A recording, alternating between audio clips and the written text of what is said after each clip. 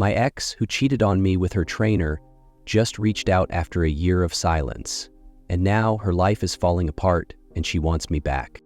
Hey everyone, I'm 28 male, and something unexpected happened recently. Honestly, I'm not sure how to handle it, so I figured getting it out there might help clear my head. The names have been changed, of course. A little over a year ago, I was in a committed 3-year relationship with Lisa, 27F. From my point of view, everything was going really well between us. We had started talking about moving in together and even had some casual discussions about marriage in the future. Around that time, I got into working out and introduced Lisa to my personal trainer, Ryan, 30M. Ryan was a really friendly, outgoing guy, and he and Lisa seemed to hit it off. I didn't think much of it, assuming they just had a good trainer-claimant connection. After a few months of them working together, though, Lisa started acting distant. She'd be busy after her workouts, come home later than usual, and her phone was suddenly always on Do Not Disturb. When I asked her about it, she'd brush me off, saying I was being overly suspicious. Turns out, I wasn't wrong to worry. One night, she left her phone on the counter while she was in the shower, and it lit up with messages from Ryan. Let's just say they weren't discussing workout plans. I confronted her on the spot, and she broke down, admitting that she'd been cheating with him for months. She told me she fell in love with Ryan and that it wasn't anything I did, it was just something that happened. Within a week, she packed up her stuff and moved in with him. That was the hardest time of my life. It felt like my whole world had been flipped upside down. I blocked her on everything and focused on putting myself back together. I got into therapy, threw myself into the gym, and leaned on my friends. Little by little, I started to move on, but it left a pretty deep scar. Then, out of nowhere, a few days ago, she reached out to me from a new number. At first, I wasn't going to respond, but curiosity got the best of me. She started by saying she missed me, apologized for everything, and admitted she made a huge mistake. Apparently, things with Ryan went south quickly. She found out he was cheating on her, yeah, the irony, and now they've broken up. She's feeling lost and miserable. She also said she's been thinking about me for months but was too ashamed to reach out until now. She told me she realizes now that what we had was real and that she wants to make things right. She claimed she's willing to do anything to prove she's changed and asked if we could meet up and talk. Now, here's where I'm stuck. Part of me still has some leftover feelings for her, but the other part is yelling at me to block her again and move on for good. I'm not sure if I could ever trust her again after what she did, but hearing how broken she sounded stirred something up inside me. Maybe it's just pity or nostalgia, or maybe I'm being foolish. So here I am, trying to figure out if I should give her a chance to explain or if I should leave her in the past where she belongs. What would you guys do? Hey everyone, I wasn't planning on giving an update, but after meeting up with my ex, I feel like I need to get this off my chest. So we met up yesterday over coffee. I wasn't sure what I was walking into. Part of me just wanted closure, while another part was still curious about what she had to say. We ended up talking for a solid couple of hours, and honestly, there was a lot to unpack. Lisa started off by apologizing. She admitted that leaving me for Ryan was the biggest mistake of her life, and she's been dealing with the fallout ever since. Without going too deep into the details, things between them weren't all sunshine and roses like she thought they'd be, and their relationship completely fell apart. She's been struggling with it, mentally, emotionally, and even financially. It's been a tough year for her. But here's the part that really threw me. She also brought up things about our relationship that I hadn't really thought about. She said that while what she did was 100% wrong, she felt like I wasn't the best boyfriend either. According to her, I didn't always make her feel valued, and she built up resentment over time because of that. She mentioned that I was emotionally distant at times, more caught up in work or my own interests, and she felt like she wasn't a priority. She wasn't using it as an excuse for cheating, but she said that feeling underappreciated pushed her towards someone who made her feel wanted. Hearing that was tough. I never saw myself that way, but looking back now, I can see where I might have fallen short. I thought I was doing enough as a partner, but maybe I missed some important signals. She said she's been reflecting a lot and realizes now that she should have talked to me about how she felt instead of looking for comfort elsewhere. When we wrapped up the conversation, she asked if we could give things another shot. She claims she's learned from her mistakes and wants to rebuild what we had. She's saying she's willing to take things slow and prove she's changed, but I'm torn. I've spent the last year healing, and I'm not sure if going back is the right move. At the same time, hearing her admit to her mistakes and explain her side of things did stir up some emotions in me. I'm not sure if it's closure, sympathy, or old feelings sneaking back in, but something's there. Now, I'm feeling pretty confused. Part of me wants to just move on and leave her in the past, but another part is wondering if we both made mistakes, and if, after all this growth, there's a chance we could make it work. I'm not sure if she's just looking for a way to ease her guilt, or if she's genuinely hoping for something real. Hey everyone, I wanted to give you all a final update because things have taken a turn that I didn't expect. After my last post where I told you about Lisa reaching out and us having that long conversation, I spent a lot of time thinking about everything. I gave myself a few days to really reflect and figure out what I wanted and, more importantly, what was best for me. Lisa kept texting, trying to keep the conversation alive, and I could tell she was genuinely struggling. Part of me felt bad for her, and I could see that she was trying to make things right. But every time I even thought about giving her another shot, I couldn't shake the memory of how shattered I was when I found out she cheated. That betrayal broke something inside me, and even though she apologized, I realized that trust might never fully return. I was already leaning towards moving on, but then something happened that sealed the deal for me. Just a couple of days ago, I got a message from a mutual friend of ours. Apparently, after our meetup, Lisa had a bit of a breakdown. She went back to Ryan, trying to fix things with him again. But it turns out Ryan had been cheating on her from almost the moment they got together. The situation escalated, leading to a pretty ugly confrontation between Lisa and Ryan, which has now landed both of them in some serious legal trouble. Without getting too deep into the details, Lisa's life has basically fallen apart. She lost her job, is facing legal issues, and is struggling with her mental health. Hearing that was tough. No matter what, it's hard to see someone you once loved in so much pain.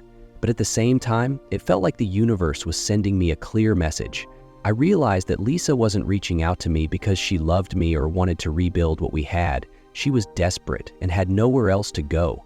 I would have been her safety net, not her first choice. So I made my decision. I've cut off all contact with her. I wished her the best, but I told her it was time for both of us to move on. It's the healthiest choice for both of us. As for me, I've been doing really well. Since Lisa and I broke up, I've focused on myself, my career, and building new connections. I'm in a good place mentally and emotionally now, and I've even started dabbling with the dating apps. Lol, they're a mess, but better than my last situation. For the first time in a long while, I feel like I'm truly happy again. Thank you for all the comments, both good and bad, and useful and useless. If there's one big takeaway from all of this, it's that sometimes the past is better left in the past. People can change and grow, but that doesn't always mean they're meant to be part of your future. Thanks to everyone who gave me advice and support through all of this. It's been a wild ride, but I'm finally at peace. Stay strong, everyone. You deserve better than settling for someone who didn't see your worth the first time around. Now on to the next story. My mother neglected me and I went non-contact. Now I've met her after 5 years. Hi Reddit, my name is Josh and I'm 15 years old. Things haven't been going too well for me lately and I really wish my dad was here. He always knew what to do, what to say to make things better. Growing up, it was always me, my dad, and my mom, Hannah 33F. We were like this perfect little team. We did everything together, family dinners, trips, even simple things like watching TV. My mom used to tell me how much she loved me all the time, calling me her handsome boy and pinching my cheek. I'd act embarrassed, but honestly, I loved it. I loved being part of that team. Then, 4 years ago, when I had just turned 11, my dad died in a car accident. I was with him when it happened. He was driving me home from rugby practice when a drunk driver hit us from the side. I'll never forget how my dad, his name was Ben, threw his arm across my chest to protect me. I came out with just a few cuts and bruises, but he didn't make it. He was 28. At first, you could tell my dad's death really hit my mom hard. She seemed so lost. But not long after, she met someone else, Andrew, 40 MEM. I tried to be supportive, even though I was just an 11-year-old kid grieving my dad. I couldn't help but wonder how she could move on so quickly, but she seemed sort of happy, so I went along with it. Andrew never really made an effort with me. In fact, it was pretty clear from the start that he didn't like me. About 6 months after we met him, we moved out of our family home and into his big 5-bedroom house. A lot of kids might have thought that was a dream, but to me, it just felt cold and distant. Not long after, my sister, Ava, 4F, was born, and that's when I noticed my mom pulling away from me even more. It felt like I was slowly disappearing from her world. Over the past few years, it's like that little team we once had turned into something else. Just my mom, Andrew, and Ava. I was left on the outside looking in. My mom stopped coming to my rugby games, even though she never missed one before. Instead, she'd take Ava shopping or to the park. If it weren't for my grandparents, Jim, 60M, and Sally, 58F, I would have felt completely alone. The final straw for me came about a week ago, right after the last day of school. I came home to an empty house and found a note on the kitchen counter with PS 100 attached. It just said, "We've gone to Andrew's parents' place for the week. Didn't think you'd want to come. Mom." At first, I wasn't that upset, but then I opened up social media and saw a post from my mom. It was a picture of her, Andrew, and Ava by a pool. The caption read, "My little family." That broke me. It was like my heart shattered right then and there. I don't know what happened next, but I went into autopilot.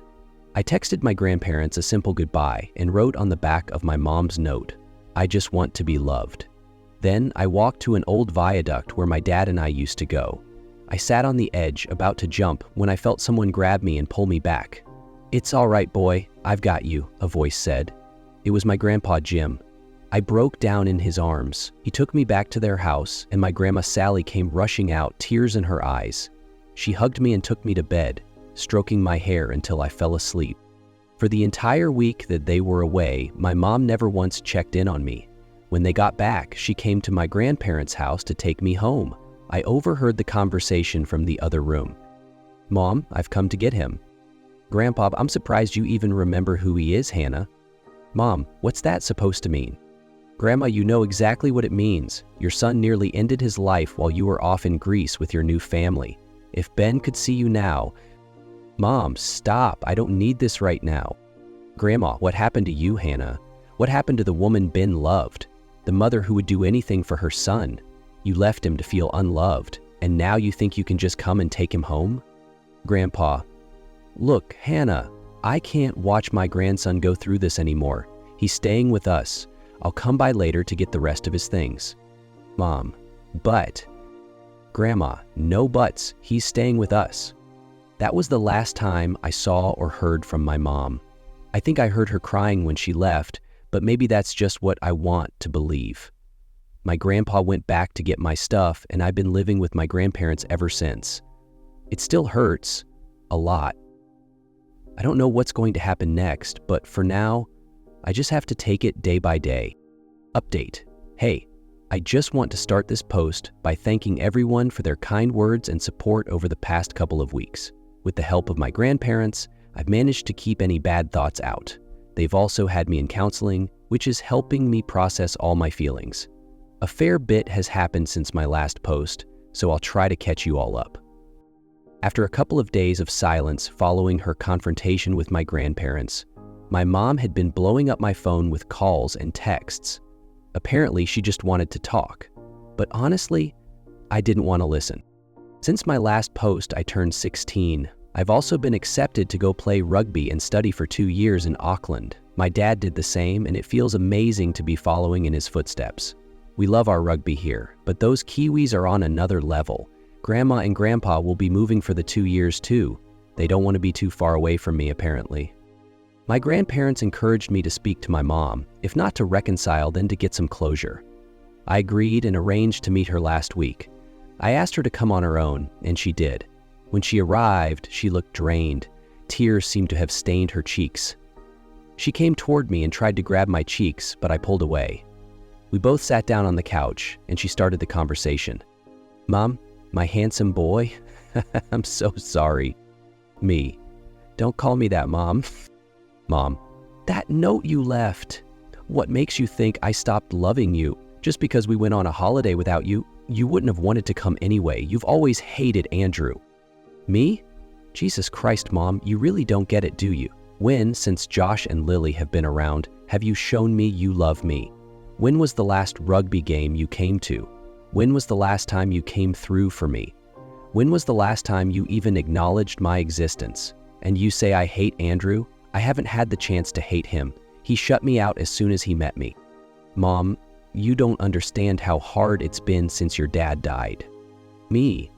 I don't understand. Yeah, you lost your husband, but both my parents died that day. I hope you do a better job with Lily, because as a mother, you've completely failed me. Me. Look, I'm not going to argue with you anymore. I brought you here to set you free. You didn't want to be my mother, and now you don't have to be.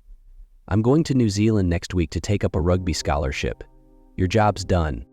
Mom, like your dad, I didn't even know you'd applied. Me, exactly.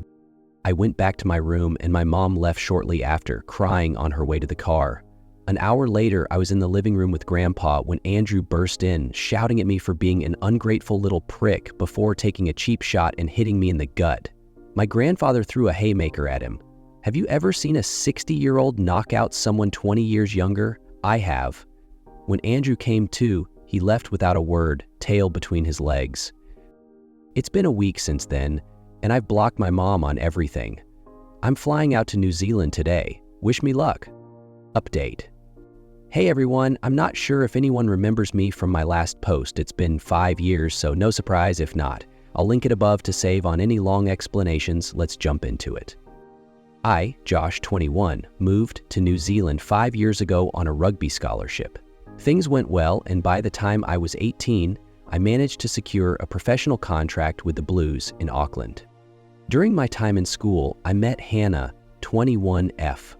We fell for each other pretty quickly and have been together ever since. About a year ago, we welcomed our little boy, Matt. My grandparents absolutely adore him, and Hannah's parents came around to it quickly too. But let me tell you, it wasn't easy telling my 6'5" Maori father-in-law that I got his daughter pregnant. Not fun at all. Around the time Matt was born, the New Zealand Rugby Union approached me to represent the All Blacks once my residency period was complete. As flattered as I was, I couldn't do it. Since I was a kid, I dreamed of pulling on the red jersey for Wales, my country, my home. To make that dream a reality, I knew I had to return. It didn't take long to find a club back in Wales, and just last month, I got my first call-up for the national squad ahead of the Six Nations tournament. As for my mom, my grandparents have kept me in the loop about her and my younger sister Lily. They've also given her some updates on me, but I made sure they didn't mention Matt. I know she's tried to reach out quite a bit over the years, but honestly, I don't know if I'm ready to forgive her or if I ever will be. That's what led me to make this post. Yesterday, as part of my team's community outreach program, we visited some local schools, handing out rugby balls and spending time with the kids. It's easily the most fun part of my job, outside of actually playing rugby. We visited my old primary school, which was surreal. I walked into a Year 4 classroom to the cheers of all the kids, and then, out of nowhere, one little girl sprinted towards me and jumped into my arms, crying. She grabbed onto me with a strength I hadn't felt before and kept calling me Joshy. That's when I realized it was Lily, my little sister. That's what she used to call me. I'll be honest, it was shocking, but in the best way. I was flooded with emotion. Before I left, we were so close, despite everything going on with my mom and her ex. What hurt, though, was explaining to her classmates that I was her brother. Apparently, she'd told them before, but no one believed her. For the rest of the day, Lily refused to leave my side, with her teacher's permission, of course. When the day ended, I had Hannah pick me up from the school. I said my goodbyes to Lily, promising to keep in touch. As I opened the car door, I heard someone call my name. I turned and saw my mom running toward me. I begged Hannah to drive, and as we pulled away, I caught my mom's face fall when she spotted Matt in the back seat. When I got home, for some reason, I unblocked her number. Immediately, her messages flooded in. Every birthday, every Christmas, Dad's birthday, every big rugby game, including my call-up to the national side. I'd be lying if I said I didn't feel conflicted. My grandparents and Hannah have told me they'll support whatever decision I make, but I'm just so confused.